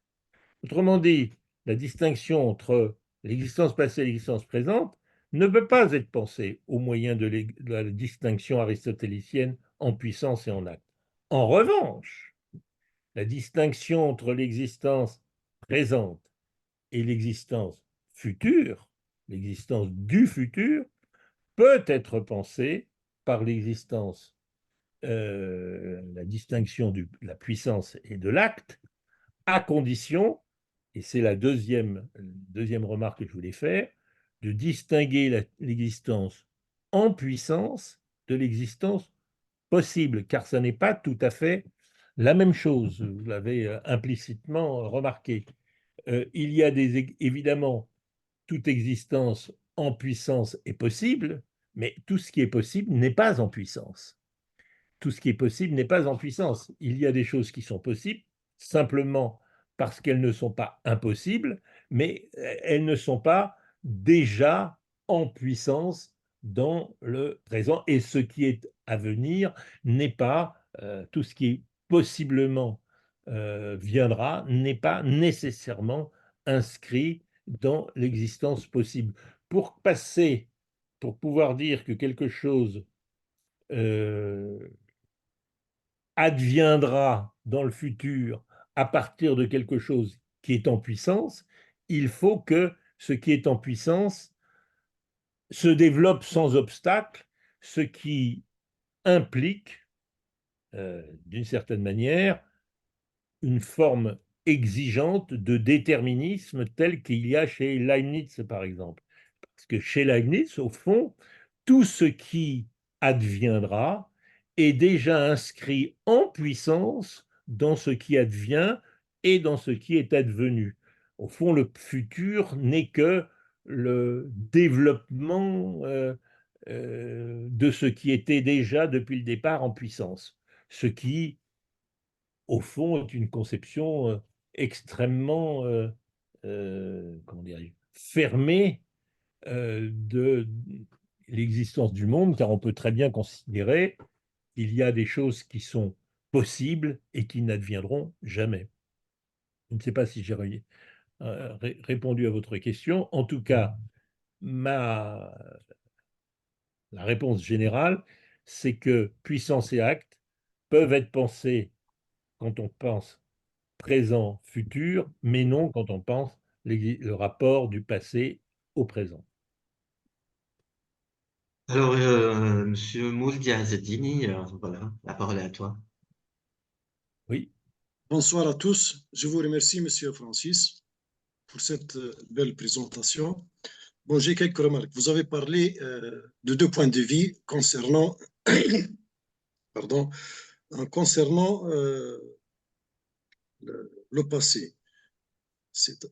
Vous avez parlé, on peut voir le passé comme un ordre, et vous avez déjà pris l'exemple de la flèche, et vous avez parlé d'un second point de vue qui est le devenir, et vous avez pris l'exemple des fleuves. Donc, pour l'ordre, à ce que je pense, vous avez parlé de la succession des événements déjà accomplis. Et pour le devenir, je pense qu'on peut introduire la notion de la transformation, car même pour l'exemple d'Héraclite du fleuve, et même sur le plan ontologique, lorsqu'on parle de l'existence d'une telle entité comme existence permanente, existence qui se trouve face à plusieurs transformations, c'est-à-dire qu'ils peuvent avoir, entre autres, d'autres formes, et qu'à chaque forme, on peut parler d'une variabilité de propriété. Vous avez pris là-dessus l'exemple de Donald Trump. Par exemple, on peut dire que Donald Trump est un ancien président. Donc, il était. Maintenant, Donald Trump est un candidat qui se prépare à renouveler sa candidature. Et on peut dire que Donald Trump, probablement, peut être un futur président. Donc, nous sommes donc devant ces cas de figure, devant des propriétés qui s'attribuent, que ce soit conceptuellement ou empiriquement, à un tel personnage. Et selon cette attribution, on peut, à ce que je pense, parler que le passé existe-t-il ou n'existe-t-il? Par exemple, si Donald Trump s'échoue dans le concours de la présidence des États-Unis, on peut dire que le passé soi-disant, de ce combat politique était, mais Donald Trump n'est aucunement un président. Donc, est-ce que, et là-dessus je formule ma question, est-ce qu'on peut prendre en considération la variabilité des propriétés comme une chose nécessaire pour affirmer que le traitement du passé comme devenir ne se fait qu'en introduisant la notion de transformation. Je vous remercie. Alors, plusieurs remarques sur votre question. D'abord, concernant le temps comme ordre ou comme flèche. Quand on conçoit le temps comme un ordre, il ne s'agit pas simplement des événements accomplis. Vous avez employé le mot accompli. Oui. Pourquoi? C'est bien pour ça que quand j'ai fait l'histoire des Jeux Olympiques, je suis allé jusqu'à 2000, je ne me suis pas arrêté à 2024, je suis allé à 2028, 2032. Si vous représentez le temps du monde comme étant un ordre, une flèche, il n'y a pas de présent. Tous les événements, qu'ils soient accomplis, passé, présent, futur, sont exactement sur le même plan. Ils sont sur le plan de l'existence intemporelle. Ils sont sur le plan de l'existence éternelle. Il n'y a pas que les accomplis, il y a parce que le temps, dans cette hypothèse, vous avez raison, il n'y a pas de transformation. Dans cette hypothèse, le temps, c'est simplement une relation entre deux événements. Or, cette relation, par exemple, entre les Jeux Olympiques de 2012 et les Jeux Olympiques de 2016, cette relation est éternelle. L'un est toujours postérieur à l'autre et l'un est toujours antérieur à l'autre. Autrement dit, les relations d'antériorité et de postériorité sont des relations qui sont elles-mêmes éternelles. Elles ne changent pas. Là où vous avez raison, c'est que en fait, il y a changement, dynamique, ou si vous voulez transformation. Je vais vous dire pourquoi je pense que le concept de transformation est en partie, à mon avis, adéquat et en partie discutable. Euh, Lorsque vous concevez le temps selon un devenir, alors évidemment, selon un devenir, c'est-à-dire selon l'idée du fleuve, n'est-ce pas, il y a une dynamique du monde. Les choses changent, il y a changement. Le monde est en mouvement. Dans la première vision, ordre, il n'y a pas de mouvement, il n'y a pas de dynamique. Tout est, au fond, sempiternel. Dans la deuxième, il y a un mouvement parce que ce qui était passé devient présent et ce qui est présent deviendra futur. Le futur qui est devant moi devient présent quand il arrive à moi et ensuite devient passé quand il se passe. Alors, est-ce qu'il y a transformation? Oui, il y a transformation. Alors, pourquoi j'évite d'employer ce mot de transformation? Pour une raison très simple. C'est que un certain nombre de partisans du devenir, vous avez parlé Héraclite, mais si je prends des des partisans contemporains depuis McTaggart, ils disent, dans le monde ainsi conçu comme un devenir, les événements eux-mêmes ou les entités, vous avez parlé de Trump, on pourrait dire, se transforment, c'est-à-dire changent. Pourquoi ils changent? Parce qu'un même événement qui était futur devient présent, donc il change, et un événement présent devient passé, donc il change. Mais en fait, il me semble, si on parle des événements, que les événements ne se transforment pas. Ils sont pour nous futurs, pour nous présents, pour nous passés, mais le même événement n'a pas successivement ces trois propriétés distinctes.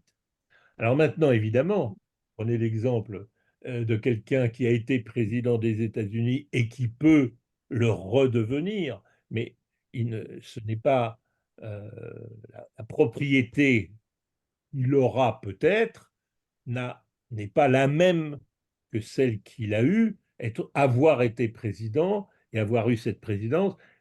Évidemment, il a la même fonction, président des États-Unis, mais ça n'est pas la même propriété. La propriété être président de telle date à telle date n'est pas la même propriété que celle d'être président de telle autre date. Alors maintenant, là où vous avez raison, c'est qu'on peut toujours penser le changement, et ça c'est une constante dans l'histoire de la philosophie, comme l'idée qu'une même substance, une même entité ou un même sujet, comme Donald Trump, eh bien, quand il change, il avait telle propriété, il a une autre propriété, et donc ce qui se transforme, c'est les propriétés, mais lui-même hein, est une substance permanente.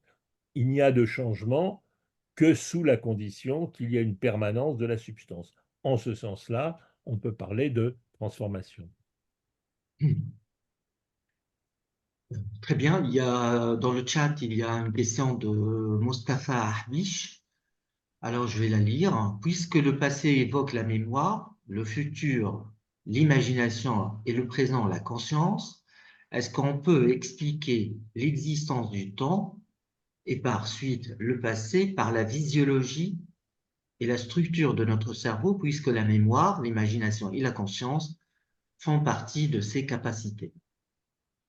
Alors oui, c'est une façon de s'en tirer, c'est la façon dont les neurosciences parlent du temps, c'est la manière dont les philosophes de la conscience, depuis, depuis le début du XXe siècle, en gros depuis Husserl, en passant par Bergson et tous ceux que j'ai évoqués tout à l'heure, parlent du temps. Le temps, au fond, existe par la conscience, ou ce que les neuroscientifiques aujourd'hui appellent le cerveau. C'était ma conclusion, nous sommes des êtres temporels, il y a une asymétrie de notre rapport au monde, ce qui a été, nous le remémorons grâce à une activité cérébrale ou une activité de la conscience, si on préfère parler de conscience plutôt que de cerveau, que nous appelons la mémoire. Et il y a cette asymétrie, c'est-à-dire que nous pouvons être conscients de ce qui a été, nous ne pouvons pas être conscients de ce qui sera, nous pouvons, vous avez dit, l'imaginer, nous pouvons pas seulement l'imaginer, nous pouvons le projeter, nous pouvons avoir l'intention, l'idée même d'acte ou d'action suppose le rapport au futur, on pose une fin qui va exister parce que j'ai l'intention de le faire, la volonté, etc. Donc l'action humaine est nécessairement tournée vers le futur. Là, elle s'appuie nécessairement sur la connaissance mémorisée du passé, et c'est une asymétrie. Alors évidemment, on peut soutenir la thèse, c'est ce que soutiennent certains physiciens. Certains physiciens aujourd'hui soutiennent la thèse que le temps n'existe pas, il n'existe pas objectivement, il n'existe que pour nous autres êtres humains parce que nous avons un rapport à la réalité qui est asymétrique et qui suppose en effet, comment dirais-je, l'asymétrie entre passé et futur. Donc, que le temps est une invention de la, enfin, pas une invention, mais disons un effet nécessaire de la conscience humaine asymétrique, certains vont même jusqu'à dire que c'est le fruit de l'évolution et que l'évolution suppose que nous puissions agir dans le monde parce que nous nous représentons le futur et parce que nous nous représentons la mémoire, le passé, mais que euh, le temps lui-même, c'est-à-dire le fait que tout cela euh, euh, soit en dynamique, n'a aucune existence réelle dans le monde qu'est la physique. Donc, que la physique, on peut aller jusqu'à... C'est assez... J'ouvre une parenthèse. Il est assez étrange de constater que beaucoup de physiciens théoriques aujourd'hui soutiennent que, au fond, dans l'univers fondamental, c'est une thèse qui est devenue presque banale chez les physiciens, les grands cosmologistes, que dans l'univers fondamental, le temps n'existe pas. Et alors que la plupart des philosophes, et par exemple toute la phénoménologie du XXe siècle, a soutenu au contraire que le temps, c'était l'existence humaine par excellence. C'est une inversion tout à fait significative, caractéristique de la modernité ou de la postmodernité par rapport à l'âge classique. Parce qu'à l'âge classique, c'était le contraire, en ce sens que la métaphysique avait affaire à un monde qui devait être éternel, c'était les idées, c'était Dieu, c'était l'âme, etc. Et que c'était ça les vrais objets, et elle devait se détourner des objets proprement matériel, empirique, réel, parce que la physique avait affaire au temps. Les objets physiques, c'était le temps, et les objets métaphysiques, eh bien, c'était l'éternité. Ben, aujourd'hui, il y a une espèce d'inversion. Les physiciens nous soutiennent que, au fond, fondamentalement, le temps n'existe pas, et que notre, comment dirais-je, c'est notre déficience ou notre mode de rapport au monde qui suppose et qui forge en permanence la distinction du passé et du futur. Voilà. Je ne sais pas si j'ai répondu à cette question. Est-ce que je peux demander une précision, s'il vous plaît? Oui, El Hassan, oui, bien sûr. Monsieur a évoqué l'existence comme prédicat et l'existence comme quantificateur. Oui. Je demande s'il peut faire un éclaircissement, sachant bien que, à mon avis, que le quantificateur est une précision du degré de prédicat qu'on va attribuer au sujet. Sinon, s'il peut nous expliquer cette différence. Alors, le nerf de l'argument chez Kant, qui va être celui qui est un argument est une démonstration contre l'argument ontologique, hein. C'est-à-dire qu'en l'idée que l'existence est un prédicat, comme je l'ai rappelé dans l'argument ontologique de l'existence de Dieu, on dit que euh, un Dieu qui n'existerait pas est moins parfait qu'un Dieu qui existerait, parce qu'il aurait une propriété une propriété ou un prédicat, si on parle en termes logiques, de moins que le Dieu existant. Donc, comme Dieu a toutes les perfections, donc il a tous les prédicats à leur degré maximal, il est existant. Ce que montre Kant, c'est que ça ne peut pas être le cas, puisque l'existence n'est pas un prédicat comme les autres, il est la condition du fait qu'une réalité est des prédicats. Autrement dit, c'est ce que l'argument classique de Kant, euh, un Dieu inexistant n'est pas moins parfait, il n'existe pas du tout, il n'a aucun prédicat. Autrement dit, à partir de ce moment-là, la question, alors ça c'est une thèse qui se trouve pas simplement dans la critique de la raison pure, mais aussi dans un livre antérieur qui s'appelle de l'unique preuve de l'existence de Dieu.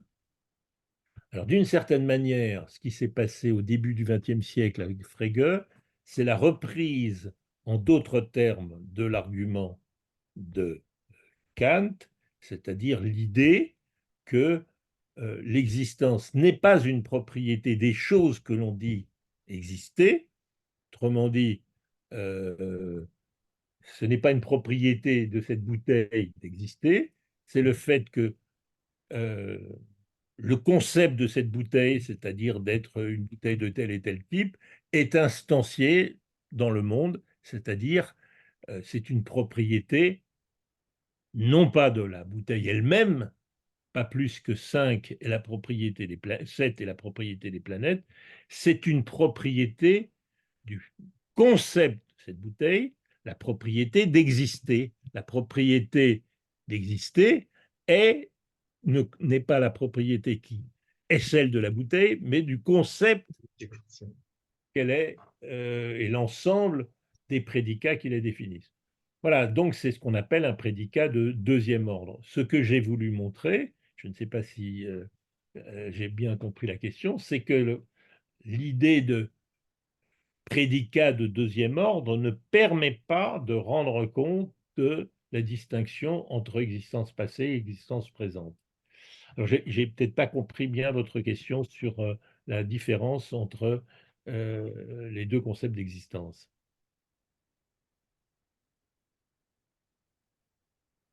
Je voudrais juste avoir une clarification entre ce que vous avez appelé l'existence comme prédicat et l'existence comme quantificateur. C'est quoi, quantificateur? Je sais Quantificateur, que le quantificateur, c'est lorsqu'on dit tout, ou, etc., qui précède une proposition. le quantificateur, c'est quantificateur existentiel qu'on distingue du quantificateur universel pour tout x, etc. Oui, c'est ça, voilà. Le quantificateur existentiel, c'est celui qui va poser, quand je dis il existe un x tel que P de x, c'est le P désigne l'ensemble des prédicats, n'est-ce pas, dont on dit qu'il est instancié, c'est-à-dire qu'il existe dans le monde. Mais cela suppose d'abord que on parle non pas de x lui-même, mais de l'ensemble de ces prédicats, c'est-à-dire P qui vont le caractériser. Voilà.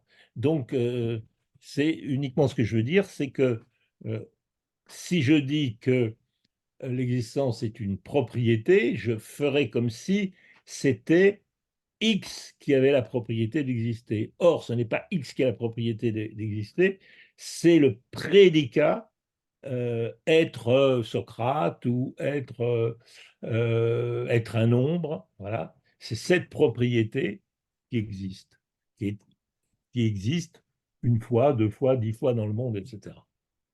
Elle est instanciée. Donc c'est une propriété.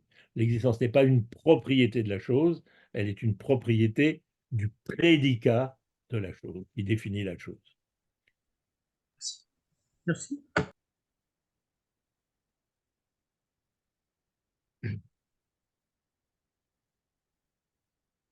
Alors, est-ce qu'il y a d'autres questions? Francis, qu'est-ce que vous pensez de la stratégie de Quine? C'est-à-dire, par exemple, dans une partie de votre approche, vous utilisez le mot entité, c'est-à-dire vous vous intéressez au modèle des entités dans le passé, des entités, c'est-à-dire la question de la référence, comment on connecte notre dire aux choses. Et c'est peut-être le seul canal, l'objet, c'est la référence, c'est le seul canal d'existence. C'est le seul un peu, le point où on peut se permettre de parler d'existence. C'est la référence. Comment vous voyez cette stratégie, c'est-à-dire le fait de lier l'existence à la référence et de dire, oui, on peut éliminer les mots qui désignent des références et on les transforme en des prédicats parce que les prédicats ne nous engagent pas beaucoup ontologiquement. Et le problème, c'est avec les objets, les entités, quand on parle du passé, les entités passées, etc. Mais comment vous voyez ça? Surtout que pourquoi il change de fond en comble l'approche ontologique? Parce que pour lui, la question ontologique est une méta-question, c'est-à-dire elle ne porte pas directement sur les références, elle porte sur notre manière de dire, enfin de se rapporter aux références, c'est-à-dire c'est une c'est une question technique, c'est une méta-question. Et finalement, chacun peut dire, ah ben voilà, ça existe, ça n'existe pas, etc. En fonction, c'est lié, je dirais, à des considérations sémantiques ou épistémologiques C'est lié, pour toute théorie. c'est lié, en effet, chaque théorie, une ontologie est en effet, chaque théorie a son ontologie, et évidemment, l'ontologie de l'arithmétique pose l'existence des nombres, l'ontologie de la chimie pose l'existence de la table périodique des éléments, etc. Il n'y a pas d'ontologie générale, il n'y a pas un monde dans lequel coexistent à la fois les éléments, les nombres, Dieu, etc. Je suis tout à fait d'accord avec cette approche qui, en quelque sorte, quinienne, qui, comment dirais-je, cette approche déflationniste de l'ontologie, dans lequel, au fond, nous sommes engagés à chaque fois à poser l'existence dès lors que voilà, nous nous référons à quelque chose. Bien entendu, si je parle d'un univers de fiction, je peux très bien parler de Tintin, d'Astérix, etc., comme s'ils étaient réels, parce que dans cet univers ontologique, eh bien, je fais comme s'ils avaient des propriétés, etc. Alors, c'est une affaire que je concède tout à fait, parce que la question de Quine, c'est la question qui alimente Quine, la question qu'est-ce qui existe, est une question évidemment qu'il veut montrer qu'elle n'a pas de sens parce qu'elle se dissout immédiatement dans l'ensemble des univers théoriques ou linguistiques dans lesquels nous nous trouvons. Et tout ce qu'on veut existe à partir du moment où on définit le domaine d'objet. Bon, donc, je n'ai aucun problème avec cette approche. La seule chose que je dis, c'est, mon approche est ici tout à fait différente, comment va-t-on penser, avec quelle notion, avec quel concept va-t-on penser, non pas l'ontologie générale, mais la distinction entre exister présentement et exister dans le passé.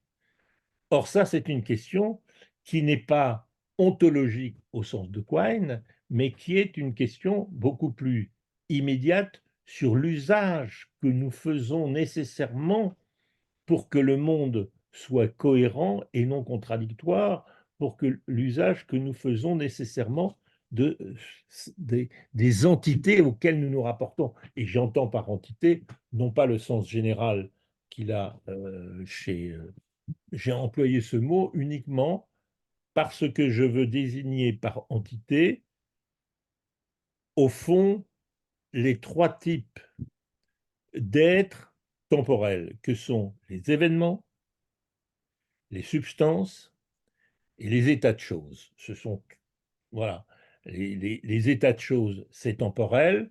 Les substances, appelons substances Socrate, vous et moi, ce livre, etc., dont on dit qu'ils changent, les substances changent, les événements dont on dit qu'ils sont au fond instantanés dans l'espace ou dans le temps, et les états de choses. Bon, j'ai désigné l'ensemble de ces êtres temporels par le terme d'entité, mais ça n'est pas les entités de l'ontologie générale au sens quinien.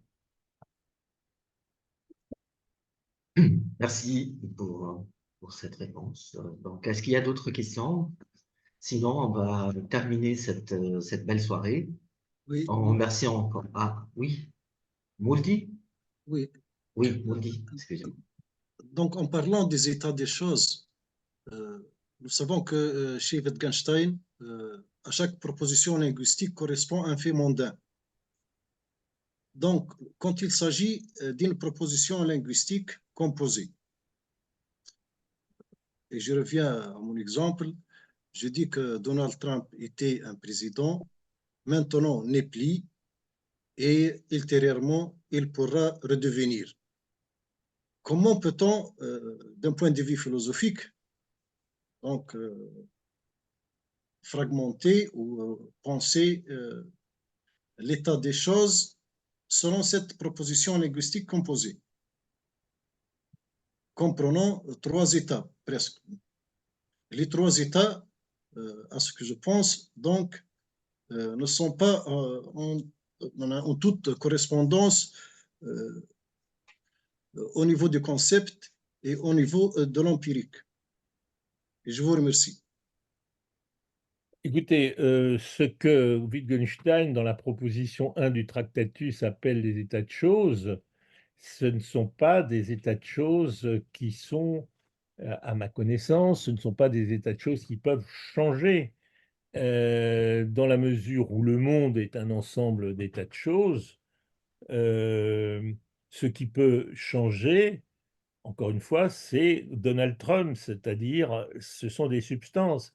Mais justement, ce que veut Wittgenstein, c'est que le monde ne soit pas composé de substances, mais qu'il soit composé d'états de choses, et ces états de choses sont exprimables par des propositions, et des propositions qui sont, au fond, à chaque fois uniques. Et encore une fois, je ne crois pas que la proposition exprimant euh, l'état de choses dans lequel se trouvait Trump soit la même que celle dans laquelle il se trouvera. La notion d'état de choses suppose en quelque sorte l'instantanéité de l'état de choses, un peu comme l'événement lui-même, et par différence avec les choses, ce que Wittgenstein appelle les choses, ou ce que la tradition philosophique appelait les substances. Voilà, j'espère vous avoir satisfait cette fois-ci. Merci. Il y a à côté de la transformation, la négation qui est très importante chez Wittgenstein, c'est-à-dire l'état de choses et la négation de l'état de choses. C'est tout à fait. Donc voilà, je vous remercie pour cette soirée. Francis Wolf, merci encore une fois pour cette belle conférence très très riche et qui donne à penser, qui personnellement j'ai beaucoup appris ce soir. Et merci pour mes amis et collègues et les doctorants, tout ça qui sont connectés ce soir pour écouter cette conférence. Et je vous donne rendez-vous demain. On a une autre conférence demain à 15 heures pour écouter enfin un autre philosophe et scientifique, c'est Jean-Marc Lévy-Leblanc, qui est directeur de la revue Alliage, qui va répondre et poser une autre question, art et ou science. Donc, on va l'écouter avec plaisir et beaucoup d'intérêt demain à partir de 15 heures. Donc, vous êtes tous invités, si vous voulez, bien sûr. Et je vous enverrai le lien pour vous connecter. Merci encore une fois, Francis Wolf, et merci à tout le monde et à très, très bientôt. Merci à vous de cette Merci à vous discussion tous. très riche et qui me montre la variété des objets, des connaissances et des intérêts philosophiques de ce séminaire dans lequel moi aussi j'ai beaucoup appris. À très bientôt peut-être. Au revoir. Merci. Merci. Merci. تصبحوا على خير. على خير. على خير. سلام.